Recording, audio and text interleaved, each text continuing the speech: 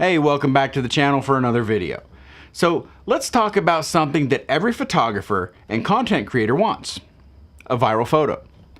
You know, the one that takes your follower count from 10 to 100,000 overnight. Yeah, that one. But here's the kicker. I've never had one. No viral photos here, folks. Not a single one. Nope, nada. So why am I talking about it?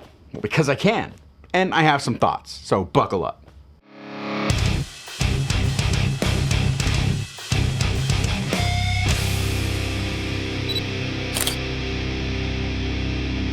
Alright, so picture this. You've spent hours, maybe days, on the perfect shot. The composition, the lighting, the mood, you even threw in a fancy new camera setting that you barely understand. You post it online and crickets. Nothing. No likes, no shares, no wow, this is art comments. Just your mom saying, love the lighting, sweetie. So what went wrong? Let's dive in. The internet is a tricky place, like trying to get a cat to pose for a photo. It just doesn't want to cooperate. But viral photos? They're like that one photo of a dog in sunglasses. You know the one. Everyone sees it, everyone shares it, and suddenly boom! Your phone's blowing up with notifications that you can't keep up with. So why do some photos go viral while others, like mine, sit there in the meh category? Well, emotional impact. People connect with photos that make them feel something.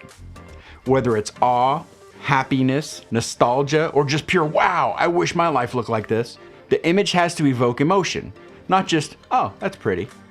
We're talking a reaction like, this picture just made my day, or better yet, I can't stop staring at this. Which, of course, makes it very difficult for my photos to go viral. My half-lit plate of spaghetti on a Tuesday night? Emotional in the sense that it made me mad, but not quite the emotional impact that we're looking for, right? A viral photo doesn't just exist in a vacuum. It tells a story, whether it's the perfect candid moment, a once-in-a-lifetime experience, or is just that relatable kind of vibe. The photo needs to feel like it has a backstory, a narrative. The more someone can relate, the more they'll share it. A dog wearing a bow tie is cool. But a dog in a bow tie and sunglasses? Now we're talking. It's a lifestyle. Then there's timing. You can have the best shot in the world, but if it's posted at 2 a.m. on a Tuesday, it's probably going to sit there while everybody sleeps. Think of viral photos like memes. Timing is everything. You got to catch the wave at the right moment. Like, I'll post a sunset photo at 5:30 p.m. when everyone is getting off work, and guess what? It's gonna get drowned out by 10,000 other sunsets. But if I posted the same photo during random, obscure international holidays, boom, global sensation. You gotta be in the right place at the right time, and let's face it, I'm never in the right place at the right time. Then there's the shareability factor. A viral photo has to be easy to share. It needs to have that, I have to send this to my friend vibe. Again, my photos of coffee cups and sunsets, not exactly shareable, but if I snapped a shot of a coffee cup being knocked over by a cat wearing a tiny sweater, we'd be talking viral. And last, there's luck. You didn't think I'd leave that out, did you? It just takes one important person to see it and share it, and poof, viral. And that, my friends, is why I'll probably never have a viral video. But hey, I'm still making awesome content, and so can you. Just remember, don't chase the likes. Create the photos that speak to you and that you love. That's what really matters here.